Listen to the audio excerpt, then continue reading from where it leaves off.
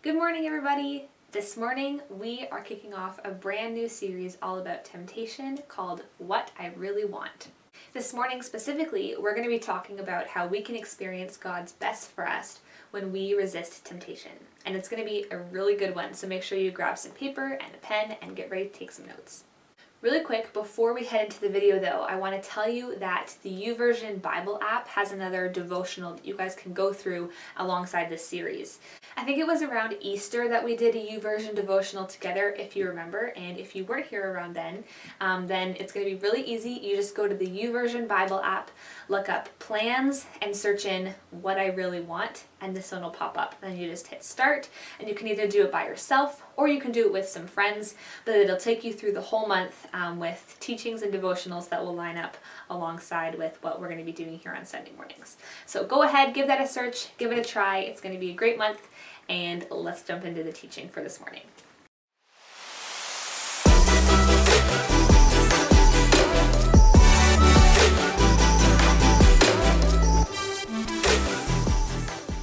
Yeah, welcome to Tyler Rates Snacks. First we've got Chips Ahoy, 6 out of 10, a little dry. Mini Chips Ahoy, no, not it. Do you like Cheez-Its? Not it. 2 out of 10, Cheez-Its. White cheddar Cheez-Its, different example, 8 out of 10. Regular Cheez-Its, 2 out of 10. Fritos, it's classic. It's a good for dipping stuff. Good for dips, mostly. But Fritos, solid 5 out of 10. I don't know you're gonna agree with me here. Mountain Dew, 8 out of 10. Some of you, this is a 10 out of 10. I know it, I know you love it. For me, 8 out of 10, it's good. But I mean, if I asked you, like, favorite snack, name like one snack that you really want, I'd bet I'd get a lot of different answers from you. You probably disagree with my ratings on a few of those. So for you, what would it be? Ice cold Mountain Dew, a bowl of ice cream? Okay, maybe not even a snack. Maybe it's not even snack time. Maybe you just want a new pair of Nikes or a excused absence from school this week. Maybe it's just your own room or an automatic A in your hardest class. At one point, I wanted something even more than I want those snacks right now, and that was a new pair of soccer cleats. Because you know this, if you play soccer, the shoes you wear are very important. And I wanted like the nicest, the best ones, the ones that were gonna make me run faster, and honestly, like, look cooler, you know, than the ones I had. But I'm sure you've wanted something really bad at some point in your life, and what you wanted is probably different than what I wanted. But either way, I think we can all relate to the feeling of really wanting something. And sometimes the things we really want are good for us, like grades that show our effort, or a healthy body, or a solid group of friends. But if we're honest, I think we all probably admit that sometimes the stuff we really want is the stuff we know might not be best for us. There's actually a word to describe that, a word that explains exactly what it feels like to really want something, especially something that might not be good for us. That word is temptation. Temptation simply means the desire to do something that we know is wrong or unwise. In other words, temptation means wanting to do something that may not be the best for us. Maybe you've heard that word before, and if you have, you've probably heard it used in a negative way. That's because so often when we think about temptation, we think it means doing something wrong, or doing everything wrong, or saying bad words, or stealing or cheating, something we do in secret, something we do when adults aren't around. See what I mean? Like, when we think about temptation, we think it's about our behavior. We think it's about our choices. We think it's about what we shouldn't do. But look back with me at how we just define temptation. Temptation means the desire to do something that we know is wrong or unwise. In other words, temptation means wanting to do something that may not be best for us. Actually, let me show you a video my friend sent me to show you exactly what I mean. Wait. When I get back, then you can have it, okay? But you gotta wait. Be right back.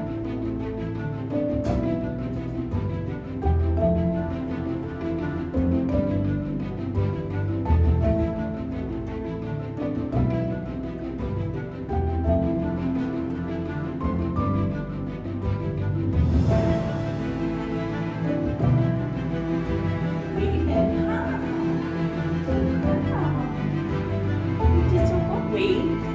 Good girl. You did so good. He's a good girl. See that? Dog did it. But did you see the drool from that dog? That dog wanted that treat. I mean, come on. Either your dog or your friend's dog, you know a dog that would have eaten that treat right then and there. Some dogs would have been well behaved enough to eat the treat, but here's the thing, all dogs want treats. That's just true. But see, that's the thing about temptation. Temptation isn't the thing we do or don't do. Temptation is just the desire to do that thing. It's the feeling we get when we really, really want something that may not be best for us. Sometimes when we want something, it's not bad.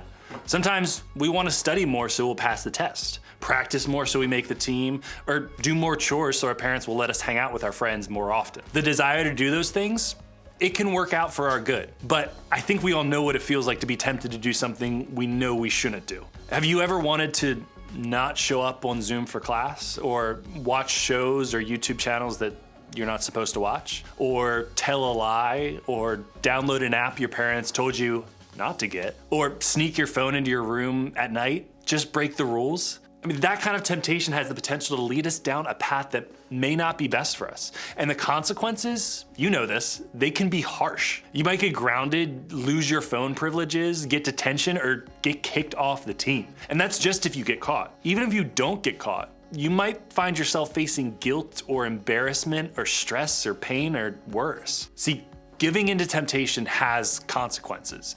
And after you give into a temptation that isn't good for you, you can end up with lots of questions. Maybe you've been there. And if you have, you probably found yourself wondering things like, am I a bad person because I was tempted? Am I a bad person because I gave into it? Why do I want to do things that I know I shouldn't do? Is God mad at me if I give into temptation that isn't good for me?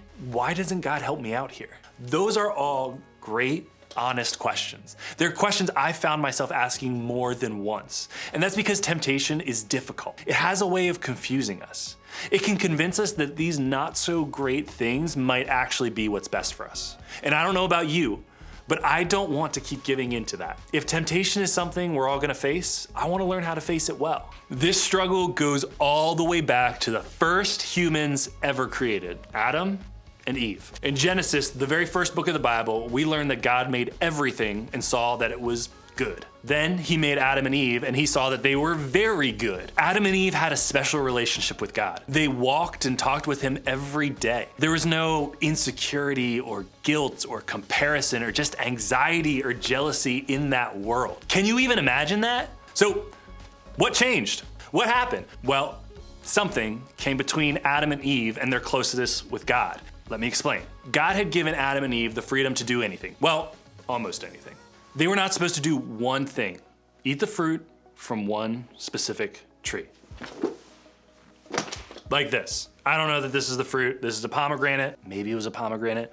Maybe it wasn't. So you would think that with all of that freedom, Adam and Eve wouldn't have even noticed that the fruit of that one tree was off limits. But that's not exactly what happened. God's enemy, Satan, told Adam and Eve that God was keeping them from something good. He told them that the fruit was really good for them and that they shouldn't trust God or his rule. Adam and Eve chose to believe Satan. They chose not to trust God. And so they ate the fruit. Adam and Eve's choice broke their closeness with God. Their sin put distance between them and God. And what's worse, now we as people have something in our hearts that causes us to distrust God too. That's why there's a battle inside of us between what we think is best versus what God tells us is best. That's why our temptations are tempting, because we struggle to trust that God has our good in mind. And the conversation on temptation in the Bible doesn't stop there. So many writers in the Bible talked about it a lot. And I think that's because God knew it would be a pretty big deal for us. James was one of those writers in the Bible, which, fun fact, he also happened to be the brother of Jesus. But James wrote to Christians about issues that affected their everyday lives. He talked to them about how to handle tough times and how to control their words, how to treat other people, and how to understand the temptations that they might be experiencing. Let's take a look at what he said about this. When a person is tempted, they shouldn't say, God is tempting me.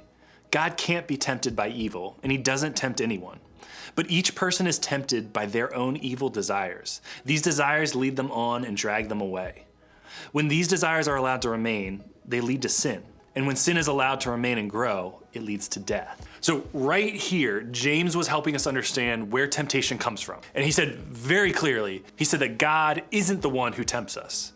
Temptation comes from within us. It comes from that desire that started all the way back with Adam and Eve. That desire to do what we think is best rather than what we know God says is best. So we're tempted by our own desires, and we've got to learn to deal with those desires in a good and healthy way. Really, because James told us there are consequences if we don't. They have the potential to hurt us or drag us away from God's best for us. And the longer we let them remain, the bigger they get. And the bigger they get, the harder they are to deal with. The more difficult they become to resist, and the bigger the consequences are when we end up facing them. See, God wants what's good for us. He really, really wants what's best for us. And we can experience God's best when we choose not to give in to the temptation that tells us something else is better. When we choose to trust God and follow His way instead. In other words, we can experience God's best for us when we resist temptation. And here's why this matters. Temptation is something that we'll face for the rest of our lives,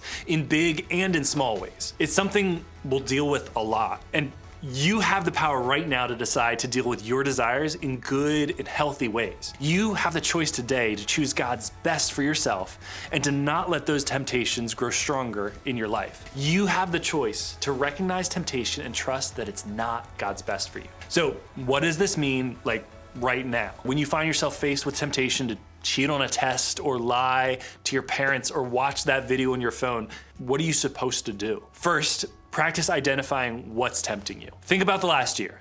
When have you made bad choices? Which, hint, they usually include you getting in trouble or feeling guilty. But what was the temptation attached to that choice? What was the reason that you wanted to do that thing that you knew you shouldn't do? What made you really, really want it? Popularity, being cool, being accepted, taking the easy way out? One of the first steps to resisting temptation is to identify what's making you want to do the thing that's not best for you. Then remember that God wants what's best for you. You can trust God. God's not out to steal all the fun from your life. He doesn't make the rules because he's on a power trip. He isn't holding out on you. In fact, it's actually just the opposite. God wants you to enjoy life to the fullest. He wants you to resist temptation not because he wants your life to be boring or uncool or lonely. He wants you to resist because he has something better for you. Following his way is what he really, really wants for us. And when we remember that, temptation becomes a little easier to say no along the way. So remember, we can experience God's best for us when we resist temptation. And here's what's helpful to remember. You're not alone in this. All humans struggle with temptation, but you're also not alone because you have a group that cares about you and is committed to walking this road with you. Take advantage of this time you have together. Be honest about your temptations and support others who share as well. Help each other see temptation for what it is and resist it so that you can experience God's best.